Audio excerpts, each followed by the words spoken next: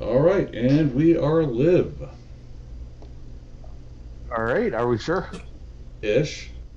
Ish. Yeah, All there we right. are. I see us. I Hey. found us. Woo. We are, in fact, live.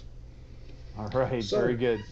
everybody, welcome to another Whiskey Wednesday with a spirited in Denver. I'm Russ. I'm Mark.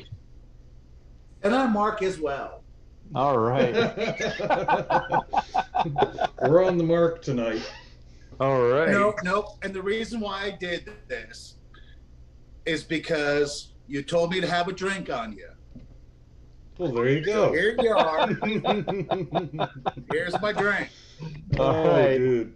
I'm so glad you don't have any framed pictures of me. But I do want to say thank you All right. very Happy much. I birthday. appreciate Happy you. birthday, brother. Happy Thank you. birthday, man. Mm. All right. So, Mm. let's What's see. everybody drinking tonight? That is a good question. Well, I'll start off with that one. So, I decided I was going to go back to my Kilhoman, which I haven't done in a while, and this is the Seneg, which I really like because this one actually has a bit more sherry influence to it. So, it's nice, smoky, and fruity, and dark, and just it's the fun stuff you look for in an Isla. Nice. Yeah, it's probably one of the better sherry finished smoky whiskeys I've seen. The other one would be what is it? The Ardbeg Wee Beastie. Oh, yeah, yeah. Oh yeah. But I think Yeah, the that's sherry's a little more present with the Kilhoman than it is with the Ardbeg. But those two I think would be my favorites for the moment.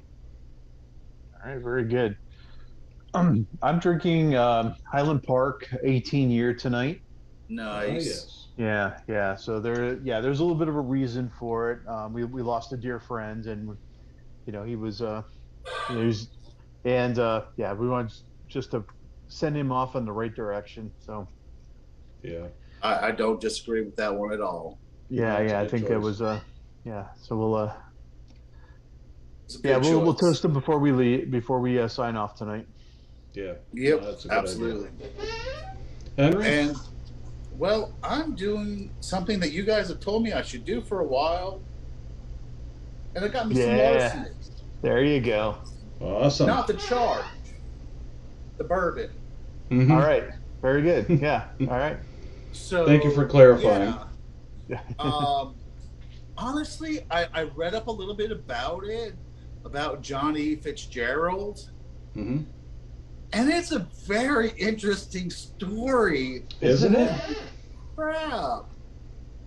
It amazed me, and I just um, it's a great bourbon, and you guys were completely correct on that one. But I think the story and the legacy behind it, Hmm. that just even makes it even more fascinating. Oh, absolutely. No, it's a fun one. And again, it's another Heaven Hill. It is another Heaven Hill. Yeah. Yeah, we better let the guys in on the story since we're Oh, alluding to it. yeah, that's a good idea. Okay. So apparently the guy worked for, I forget what they say, but for the better, the, I guess, ATF of their generation. Yeah. Yeah, And he yeah, would the go through revenuers. Yeah. revenuers. That's it. That's the name I couldn't think of. And he would go through the rick houses, and he would go and he would start tasting the bourbon barrels, and the ones he liked, he would start taking a couple of jugs of them home from for himself. Yep. And so they ended up, whenever they ended up going in and busting all these rick houses and stuff like that, and people doing stuff illegally, they started referring to them as Johnny Fitzgerald barrels because they were lighter than most. Because before that point in time, he would have gone in, taken out what he wanted, but they said that he always picked out really good, and sorry for the word, smooth Hmm. whiskeys and bourbons. Yeah. Yeah. Well, and what's interesting about that is very few people had access, uncontrolled access to the rick houses. And being in his position, he did. Yeah. Exactly. So Which, I mean, it was believable. larceny. Yep. Exactly. Yeah, it's a great So story. it's amazing. But I mean, it goes back to American culture and American heritage when it comes to brewing and stuff like that. And then when we start coming into all these regulations Hmm. that people did extraordinary things that maybe they wouldn't have done prior. Well, and it's interesting coming from a Scotch background where they talk about their history so much, and it's all about the history. And I think the history of whiskey in the U.S. tends to get overshadowed sometimes, but there's some really interesting stories there. Um, this being one of them. And Yeah, just like what you get over in Scotland, I'm sure some of it's a little BS, but it's fun BS. So sure. but there's Absolutely. one. And Well, that's a good yeah, one. and it's all about like crime and and then guys that were like bootlegging that would end up, becoming legit and everything. And that was very much in here in the US too. Hmm. No, absolutely, absolutely. Right. Yeah. And especially during Prohibition, because there was a big whiskey. I mean, that goes all the way back to, the first founders, in the coming to the United States and setting up colonies. Hmm. They had whiskeys that went back, that far. But certainly when the United States was formed and everything, the whiskeys, were how should I say, really brought into the American mainstream, Hmm. into the consciousness and became part of the founding of the United States with some distilleries and the founding fathers having their own brands. George Washington brewing his own, as distilling his Yeah, own whiskey. Well, It was a rich history about it. sure. that's true, but you do realize that a lot of these people brewed whiskey and beer because it was actually safer to drink than the water. Also true. Well, That was and that was it yeah, was also a way to that was a lot store in Europe grains. Yeah, for no, sure. absolutely. But if you had excess grain, it was a good way of storing it, making it something that was productive. Yeah, Because at it's really stores, neat. indefinitely. Sorry. Yeah, whiskey has a great, yeah, no, it just has a great history. It's very rich. Yeah. And Oh, the it does. more we read into it and find out these little distilleries and sometimes big distilleries and everything are really founded on some pretty sketchy stuff, Oh, and it's awesome. absolutely. One of the reasons I tend to like them. I know, right? Just makes it fun. Well, isn't it? What was it? Rubber I'd buy that for $1. Oh, Yeah. yeah, that's right. Oh You yeah. Yeah. know, I mean, it just you have to think what we've been through to what we are today as a culture and society, and realize probably not many people look really down on him, Fitzgerald, for doing what he did. Because if they really looked down on him for what he did, they wouldn't name whiskey after him. Yeah, no. Yeah. I mean, it's like the guy's a freaking hero. It Yeah, I know, right? is a funny one. He's like the Now, Jenny Appleseed seed of barley Whiskey. yeah, right. of corn. Yeah, corn whiskey. Yeah. Well, now we had a Well, this couple. one's actually a wheat whiskey, wheat Yeah. bourbon. So, Yeah, it is. That's a weeded bourbon. yep. No, no, Oh, Yeah. it's that's a so really good good. one. Yeah, so we Yeah. had some topics. Mark, do you want to get us started? Um, I forgot what I was going to talk about. Oh, okay. Well, we had two things. Henry brought one up, so I think we can start with that one, which was, um, do you, does your experience with a whiskey change if Oh, you've heard yes. somebody else review it or you read text about it? I think that kind of is what you were Right. leaning towards. And the funny thing is, you bring that up, and Mark and I kind of pivoted a little bit on some of the episodes because of that very problem. Yeah, for sure. So yeah. So let's talk about this a little bit about sourced whiskey versus distilled whiskey. Now you just had like home distilled whiskey, from the distillery. Now you just had an experience buying a whiskey in Oklahoma, Hmm. and that Yes. really kind of led this conversation together, which I think we need to, yeah, which I'd love to continue. Yeah, absolutely. So my experience with the whiskey in Oklahoma. So I went to a local liquor store there and was looking for something that was specifically a local distilled whiskey. And the guy behind the counter came out, pointed to three different ones, and didn't really know much about them. So I'm looking at these different bottles, and the first one I looked at is this. It's $30, and it's this really ornate bottle, and it's got a really nice like cloth or whatever cover on it, and $30, 40% ABV. All the money got spent on the friggin' bottle and the packaging. It's like, okay, that's a no. And then the second one I look at is, I think, was 40% ABV as well. Um, Fairly plain bottle, but the problem with that one was it didn't say anywhere on the bottle that it was made there. And there's a couple key words you have to look out for when you're looking at the labels. A lot of times they'll say it's bottled by, such and such, or bottled in house or whatever, or they'll say produced by, but they'll intentionally leave out distilled by or anything of that Right. nature. So I passed on that one, and I ended up going with the one that's 45% ABV and says very specifically on the label itself, everything done in house, which at that point was a big thing for me. And I think that's an important point. 2 points. Going back to what Henry brought up is, number one, be careful reading what the label says, because a lot of it's advertising hype, the tasting notes that they give you and stuff like that. And Right. I think the point that Henry brought up was, if you read something like that and then you go to taste it, a lot of times you might pick up stuff that you wouldn't have had you not read that label. And I think It's that's done intentionally, and Scotch is bad about that as well. They'll give I you know, all right? these really big tasting notes, and then you go try it, and it's like, huh, would I Yeah, have well, gotten right that here. otherwise?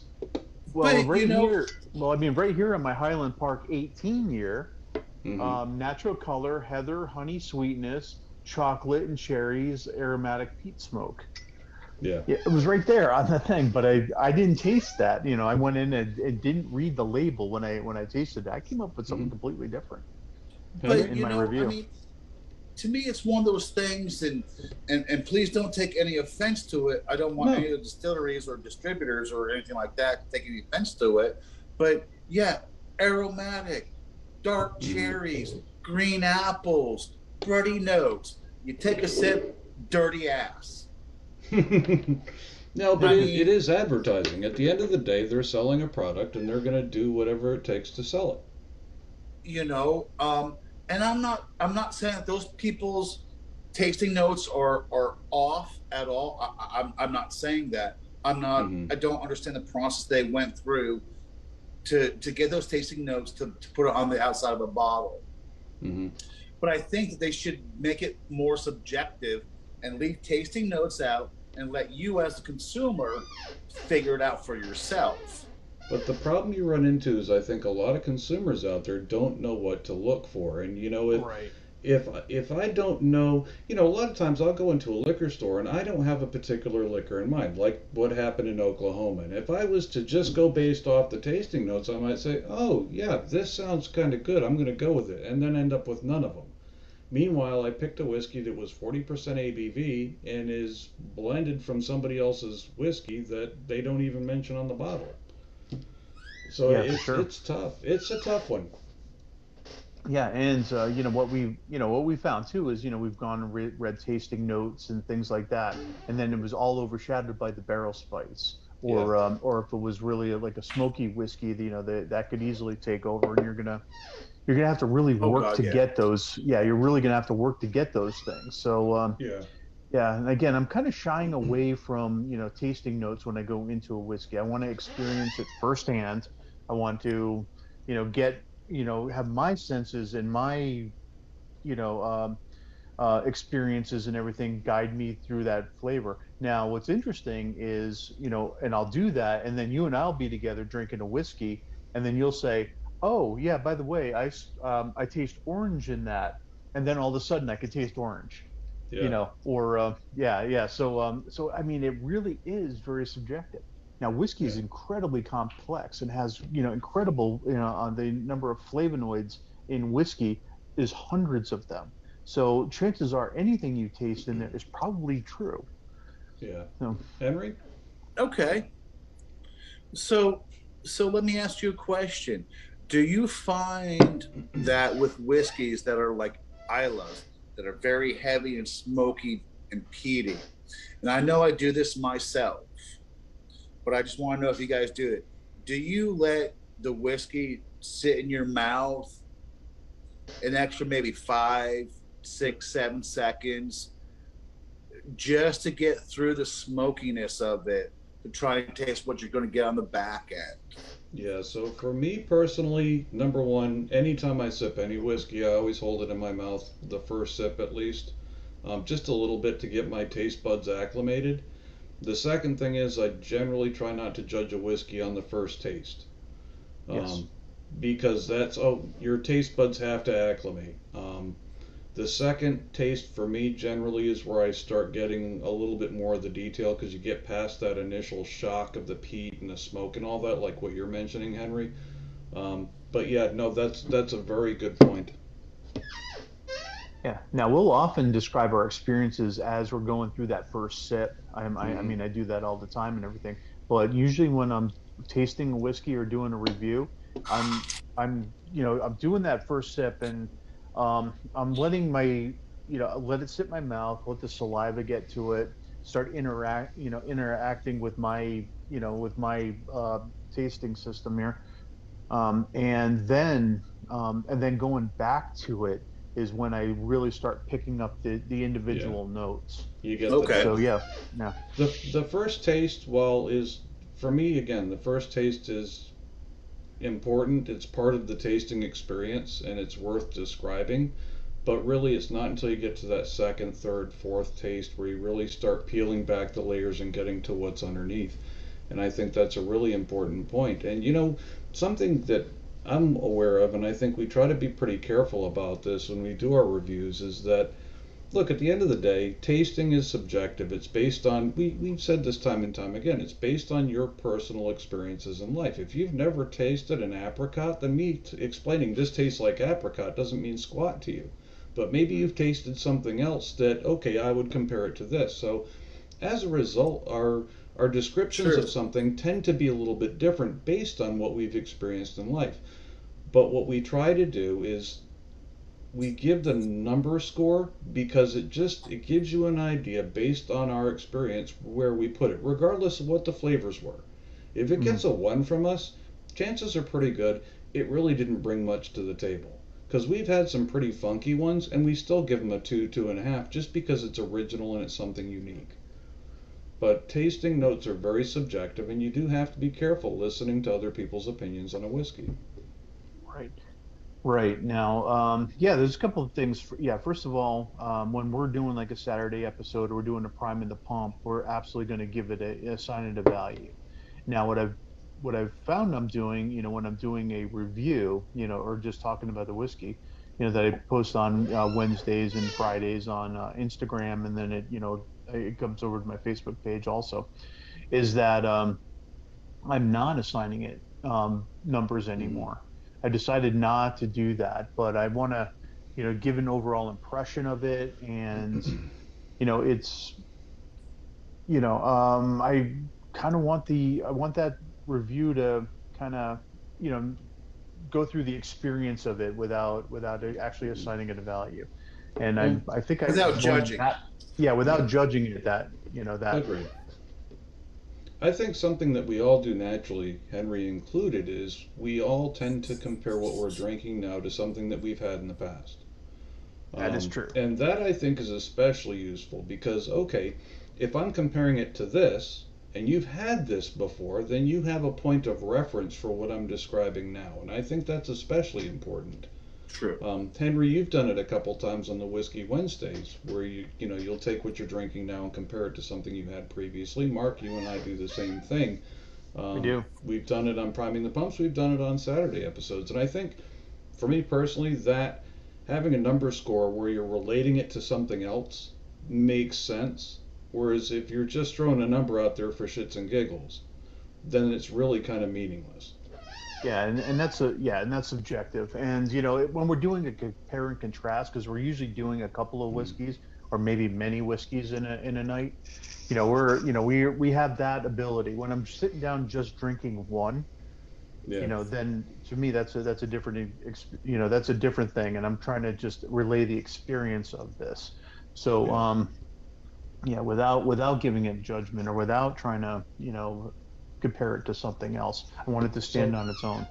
Right, and sometimes you have to do that. I mean, in order to be subjective about the different whiskeys that you're drinking and you're trying, sometimes you have to sit down with that one whiskey and be like, all right, we're doing this tonight.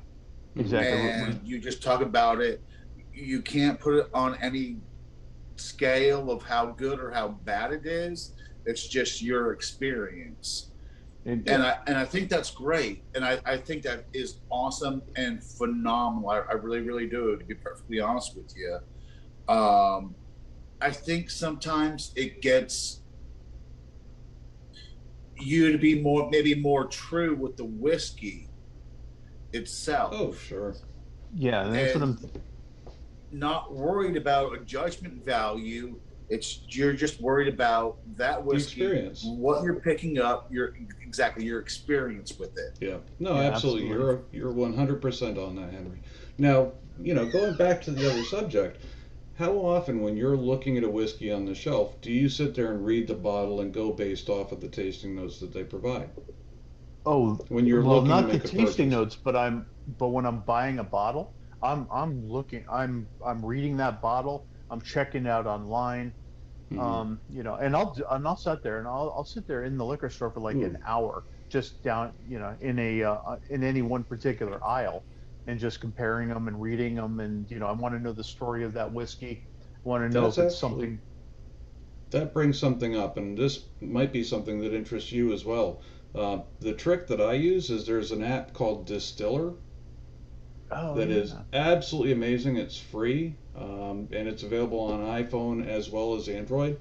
And they have both professional as well as personal reviews on there of different whiskeys, and it tells you the key flavors to look out for. Is it sweet? Is it salty? Is it, so on and so forth. And that to me is really useful, especially if I can get friggin' Signal in the store. I see something that looks interesting, and the label's got my attention, and it's checking the boxes that I have, like, not 40%, they're, honest about who's doing the distillation. I'll pull up Distiller and go ahead and check that out real quick just to kind of get a feel for, okay, what's actually in the bottle. So that's very useful. But Henry, do you read the labels or no? I do read labels as far as the front of them is concerned. I know all about the Surgeon General's warnings, but I don't want those tasting notes. Yeah. I try to avoid that because, like we were talking about, I think the tasting notes are kind of subjective, and you read tasting notes, and those are the flavors you're going to get out of it. And in some ways, I'm not saying it's a subliminal message at all. I'm not saying that at all. I'm not deep state conspiracy theory here at all. I'm not. But I just think that sometimes reading tasting notes before you actually taste it lessens your experience. Well, because you're not taking that time. Right. Well, I think try it's and dissect it. Yeah, it's like getting the Cliff Notes version of that whiskey.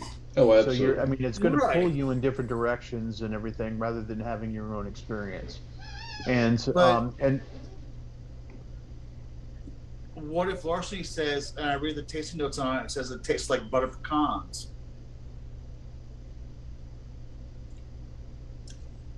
No butter pecans here. Yeah, Am I going to be disappointed by it? that's a good point. And the thing is your experience changes day by day because your palate changes day by day, depending upon what you've eaten, what you haven't eaten, stuff like that. So whiskey that doesn't hit you right today may be great tomorrow. But going back to the label, one in particular, Kilhoman, going back to that, I've got the original Uh-huh. Machier Bay as well as the Snake.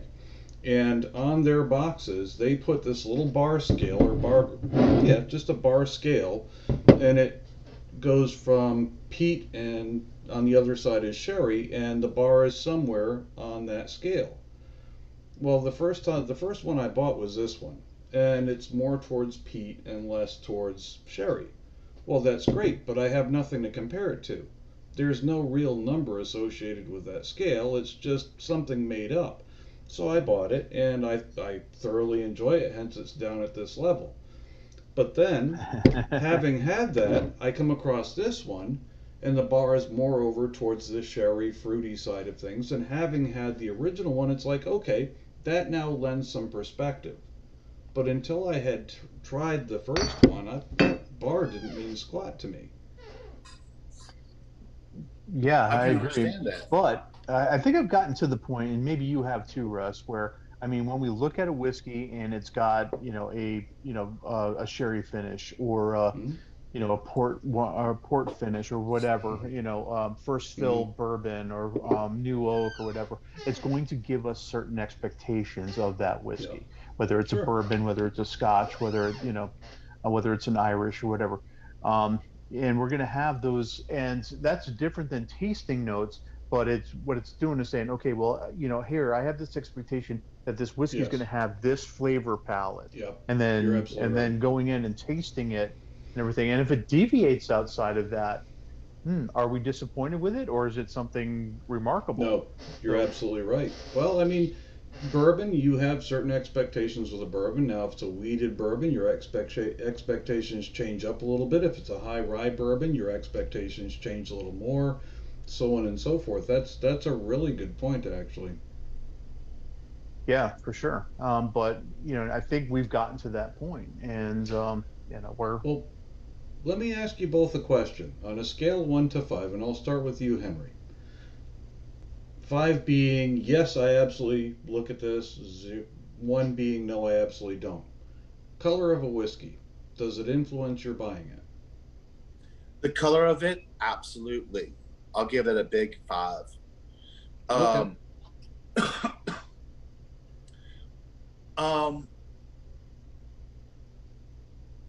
there are sometimes I go out looking for a whiskey and I want something really, really dark Mm-hmm.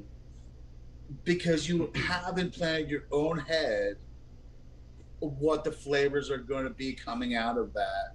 That Yeah. could be straight up fucking asphalt. You don't know, but you're in that mood. You want that asphalt. You're going to go for it. Marcus, how about you? There are other times I like something lighter because it usually brings lighter, more fruity flavors to I it. think Mark's going to bring Amber, up a counterpoint, though. yeah, I think so, and it doesn't have as much influence to me because Isla's exactly. well, And true. I Ardbeg was is gonna point to pretty Ardbeg much in friggin' particular. clear. Yeah, This yeah, is true. and that is about as flavorful of a whiskey as you will ever find. That is You're absolutely surprising. correct. You have to Um, stand corrected. No, but no, I get where you're you don't coming have from to, because but I you get you. made a good point, Henry, which is in your mind, though. Because I will say that color does have a perception thing tied to it. Because I know better. We all know better. We've all had Ardbeg, which is pretty much crystal clear, and yet it will smack you around pretty good. But there's something in the back of your I mind that gave can that bitch my appreciate a lunch dark money. color. I Sure, know, right? absolutely. Okay, so that's that one. How many of us look at ABV? Or no, better yet, let's go to age statement. Scale of 1 to 5. How important is age statement to you? See, now for me, it's not that important. I'm saying that's That's like a not that two. important.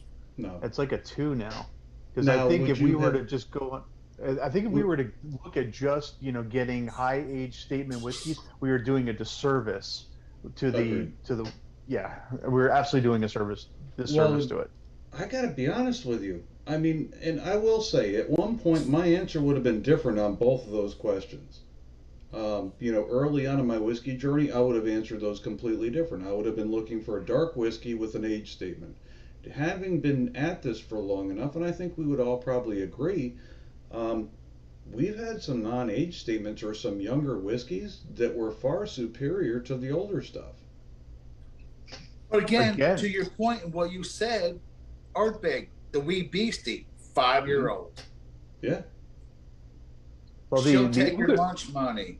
The yeah. Ugadile I don't believe has an age statement at all. Well, and the No, I Chattanooga don't is a think that young one whiskey, does. and that was really good. I mean, we've had several that were either low age statements or no age statement that have been really absolutely fantastic. Yeah, but what's interesting though is when something has a no age statement, it doesn't mean that necessarily it's a young whiskey. Right. Sometimes there's some old stuff in there. Yeah, no, you're Oh absolutely yeah. right. It has to reflect the youngest whiskey that's in the bottle, so a lot of times they'll just say no age statement and call it good. No age statement, yeah, and Yeah.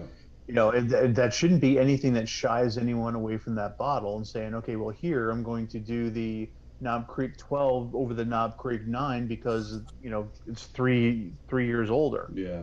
But I don't think that's true at all. you Yeah. think about the wee beastie being 5 year old and how much of a power hitter that one is. Could you imagine at 6 months old? Oh Holy yeah. crap, I need to buy a new jaw because they would have punched it That's some off. but that's a good point, and that's something I wish we could get our hands on is new make. Basically straight out of the Yes. still before it goes through any casking or anything like that, just to see what comes right off the still. And that's unfortunately something we really can't get when it comes to Scotch. Now with American whiskey, you can buy new make whiskey. Yes, you can. And Yeah. that's interesting to me because, okay, you're stripping away all the other stuff, and now you're seeing exactly what they're getting from the grain and the distillation. And I want to there's some find appeal to that. I want to find one or maybe a couple of them and check that out because I So think whiskey, that's an important thing. absolutely. So Whiskey Tribes found a couple of them where it's a particular distillery, and they offer like three different ranges, and one is the new make, and then they'll have a really young one, and then they'll have one that's aged a little bit longer, and you can kind of No track the shit. progression as it goes from this is what comes out of the still to okay, this is 3 years later to this is 6 years later, and that is really interesting to me. Yeah, for That sure. would be an awesome Saturday episode, guys. No, It I I would think think be. so. so. Yeah, I think Just we're have gonna to have to see. maybe hunt that one down. Okay, last question, and I'm done for the night. Um, this goes back to one that I was going to ask earlier. How much does ABV factor into your buying decision? I wish I could say that. I wish I could say that it was a that it had no factor in it, but it's starting to factor. Yeah. Henry, yeah, I'll give you my number in a second. Henry, what do you think? Um, ABV does factor into my buying. Hmm. Um, for me, I like very oily, very viscous whiskeys. I find 40 ABV to not be as such. Um, but I think with the flavors that you get from the higher ABVs that you don't get from the lower ones, to me, it's like I want to taste this and I want to taste that Mm. and I want to try and get as much flavor out of the whiskey as I can. And I think the lower ABVs,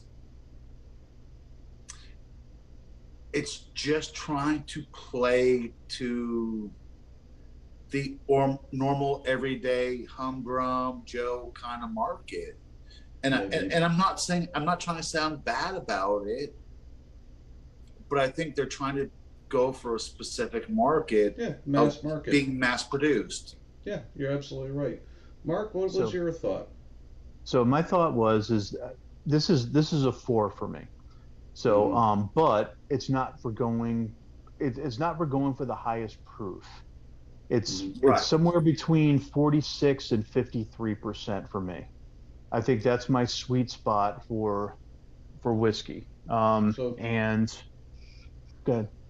I will say, so for me, it's I'm gonna go 5, and I'm not gonna go that direction because I'm not an ABV hound, just like what you're saying.